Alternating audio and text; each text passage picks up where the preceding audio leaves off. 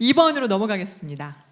2번은 오늘 모순이잖아요. 예, 주제어가. 그래서 모순이 갖고 있는 가치에 대해서 좀 얘기를 해보고 싶었는데 그냥 현재의 가치보다는 미래의 가치, 좀 생산적으로 미래를 바라봤을 때 모순은 어떤 가치를 갖고 있습니까? 라고 여쭤봤습니다. 그랬더니 이것도 재미없는 순서죠? 아닙니다. 아니에요? 네. 본인인 거 아셨군요. 큐시트가 써 있었어요. 네, 그래서, 공존이라고 진부한 대답을 해주셨습니다. 근데 아까 그 강연에서도 꾸준히 나왔던, 제가 이 대답을 준비한 걸 생각하고 있었기 때문에 꾸준히 모순이지만 공존하고 있다라는 강연을 계속 해주셔서 일단 대답에 힘이 됐던 것 같고요.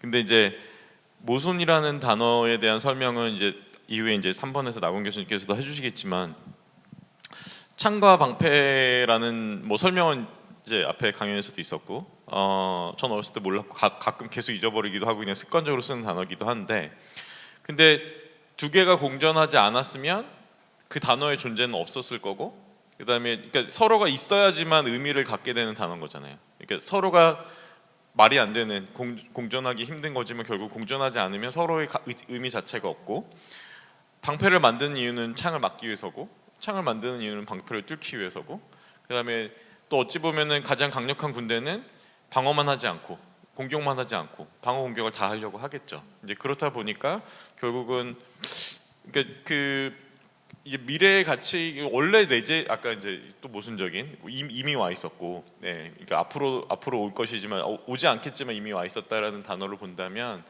미래의 가치는 지금 모순이라는 의미가 현재에도 있고, 네, 현재에도 있었고 미래에도 당연히 오지 않겠지만 계속해서 있을 거다라는 맥락상에서, 그러니까 뭐 우리가 의식하지 못했던 하나의 공존이라는 키워드가 결국은 메인이 아닐까? 정답이다 이거는. 네. 그렇죠. 네, 이 대답 안 주신 분들은 정답이 아니다.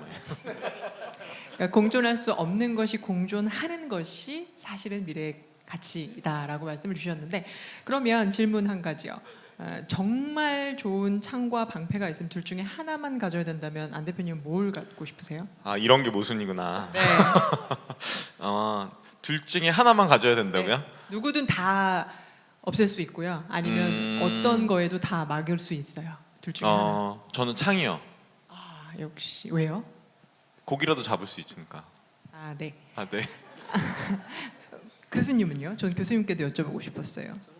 창 왜요?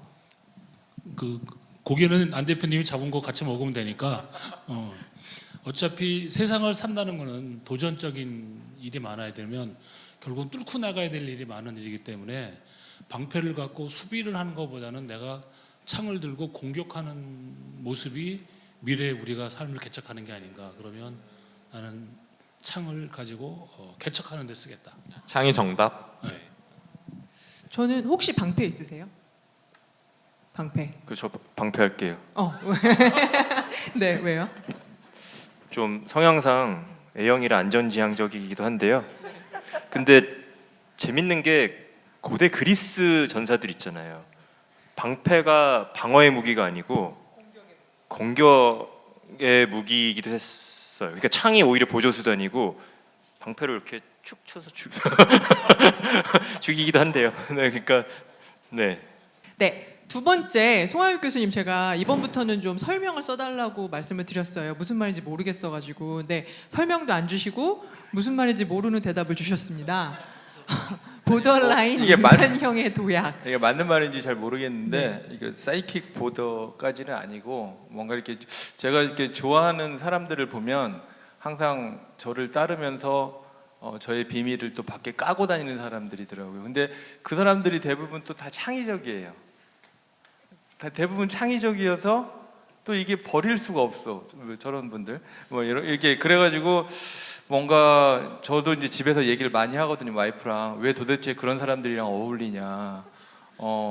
집에 좀 일찍 들어오지 왜 이렇게 다 이상한 애들이랑 어울리냐. 하여튼 뭐 그래서 나는 저런 애들이 좋다. 그래서 왜 좋냐? 당신을 이렇게 외롭게도 만들고 또 막 이러는데, 그랬더니 쟤네들이랑 있으면 좀 재밌다. 근데 이제 그게 저도 생각을 해보니까 이게 좀 스테레오타입된 사람들을 저희가 조금 힘들어하는 것 같아요. 그리고 그게 너무 좀 뭔가 우리처럼 이렇게 디자인에 개입된 사람들에서는 이렇게 좀 아이디어들이 안 나오고 이런 경우가 많이 있는데 그렇지 않을까 생각도 들고, 또 이런 그 모순적인 어떤 그 사람들에서 창의성이 나오는 것도 같고, 또 하나 제가 이건 전혀 다른 얘기인데 아까 공존도 얘기 나왔지만 이제 김 교수랑 저랑 이제 착생을 좋아하거든요. 착생의 개념을 좀 설명해 주시죠. 착생이 뭐냐면 아까 교수님이 얘기해서 제가 생각이 들었는데, 반얀추리가 그게 그 보리수예요. 보리수인데 그게 보리수가 그 막 이렇게 공간들이 있잖아요.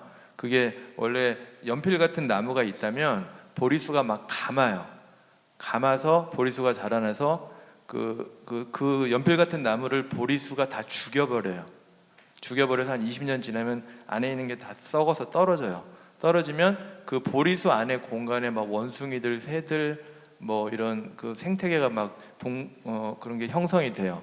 그래서 어떻게 보면 그것도 되게 공존도 약간 재미없는 대답인 게 그러니까 뭐 요즘 막 재생 얘기하잖아요. 재생. 뭐 죽었는데 뭘 살려 막 이러고. 근데 저는 오히려 그런 착생, 뭐 전혀 다른 이질적인 게 만나가지고 제3이 된다거나, 그리고 인간들도 보면 인간형들도 뭐 그런 그 사이킥 보더는 아니고, 엄밀히 얘기해야 되는데 사이킥 보더는 아니고 뭔가 그런 마진에 있는 사람들이 이렇게 도약하지 않을까. 그리고 이게 모순에서 미래적인 가치가 아닐까, 이렇게 네. 훈훈하게 마무리하겠습니다. 네, 정말 좋은 대답이신 것 같아요. 특히 착생이라는 개념은 저도 이게 배우고 되게 신기하다라고 생각을 했었는데, 한번 찾아보시면 그 신비한 그 자연의 그 섭리에 놀라게 되실 겁니다. 송 교수님의 대답이랑 연결이 됩니다. 나건 교수님께서 모순이 갖고 있는 미래 가치는 크리에이티비티다, 창의성이다라고 말씀을 주셨거든요.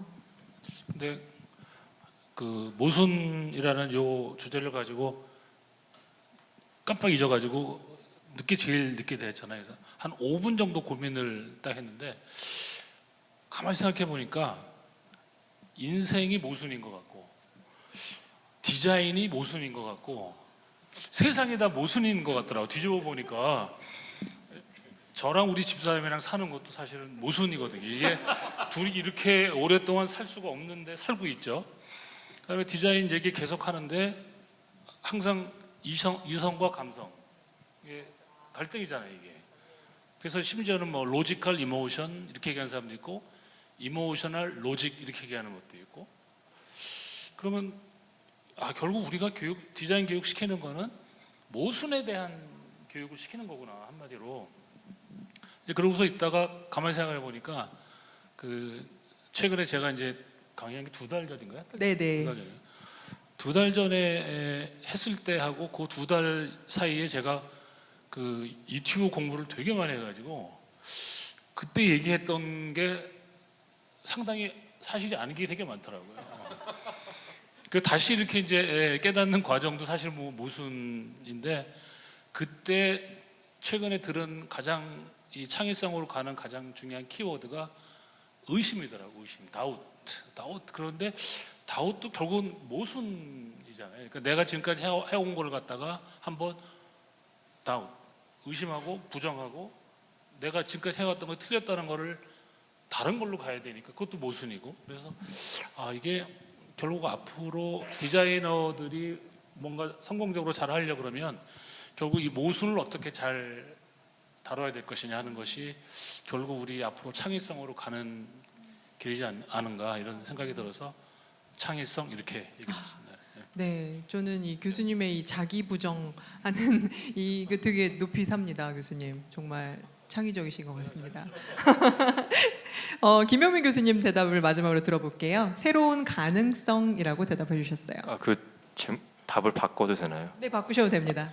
이게 그 예전에 패널 할 때는 한 단어 이렇게 요거를 네. 와가지고 진짜 재밌게 고민을 많이 어떻게 하면 재밌는 거 얘기할까 그랬는데, 이번에는 그냥 약간 발제자니까 이렇게 그냥 질문이 왔어요. 그래서 주저리 했는데 네. 저는 좀 대답을 바꿔서 그 살려두기라고 할게요. 살려두기. 좀 더 재밌죠. 네, 더 재밌습니다. 살려두기. 저 눈이 초롱초롱해졌어요. 다행이다. 살려두기. 그러니까 어떤 거냐면 이 주저리 제가 이 쓴 거를 좀 봤더니 너무 일단 안 보고. 그러니까 사실은 모순이라는 거는 여러분 아시겠지만 이거 고사성어잖아요. 옛날부터 사람들이 생각했던 개념이고 그 서양에도 있잖아요. 파라독스라는 것이 뭐 고대 그리스 때 나온 개념이고 이게 하나의 되게 어떤 새로움을 창조하는 되게 중요한 원리였어요. 근데 이제 문제가 뭐냐면은 저희가 가만히 생각해 보면요, 모순을 다루는 방식이 있어요. 그리고 특히 현대 문명이 모순을 다루는 방식이 있는데 그 조금 어려운 말로 변증법이라고 그래요. 변증법이라고 하는데 이게 자세히 보면요, A랑 뭐 여러분 아실 거예요. 정반합인데 모순을 시작을 해요. A랑 B가 서로 충돌이 돼요. 그러면 얘네가 잘 어쩌고 저쩌고 해가지고 새로운 게 돼요. C. 그러면서 이 세상이 발전한다는데 근데 가만히 그걸 보면요, 얘가 하나를 죽여요. 여러분 가만히 생각을 해보세요. 빛과 어둠의 모순이 맞나요? 어둠이 죽죠. 여러분 뭐 인공과 그러니까 뭐 도시와 자연이 만나면 사실 도시가 자연을 먹어요. 그러니까 요거는 제가 한 얘기가 아니고 유명한 뭐 데리다라는 철학자가 사실 두 개가 낮과 밤 이런 게 동등한 것 같지만 안 동등하다. 이게 변증법이 합쳐지면은 하나가 죽이고 하나가 걔를 먹어버리고 올라가는 방식이라서 그게 오히려 현대 문명의 문제라고 얘기를 하더라고요. 그래서 착생이네요. 네? 착생이네요. 그렇죠. 그러니까 같이 사는 건데 여러분 생각을 해보시면 포인트는 살려두는 것 같아요. 모순인데 약간 동등하게 강할 수가 없어요. 하나는 이게 서로 다른 충돌되는 건데 그 창과 방패도 하나가 부러지거나 뚫릴 거예요. 사실 현실에서는. 그렇죠. 아무리 그런 게 있다고 그래도. 근데 여러분 생각을 해보시면 제가 그 이 모순의 디자인의 가장 대표적인 게 아이폰 같아요. 아이폰은 그 전화의 기능과 카메라 기능이 합쳐졌잖아요. 근데 사실은 둘이 아무 간섭도 안 해요, 사실. 그 둘이 그냥 같이 있어요. 살려둔 거죠. 그러니까 이걸 쓸데없이 카메라가 전화기를 만나면 어떤 새로운 카메라가 될까? 아니면 전화기가 어떤 새로운 게 될까가 아니고 그냥 살려둔 거죠. 그냥 같이 있어도 되잖아요. 여러분들 뭐 요새는 이제 화상 전화기 나왔는데 처음에 그렇죠? 전화하면서 뭔가 카메라를 어떻게 쓰지가 아니고 카메라는 카메라대로 쓰고 그 같이 있는 게 사실 어떤 살려두는 디자인? 그게 모순이 갖고 있는 가치라 생각을 합니다. 네.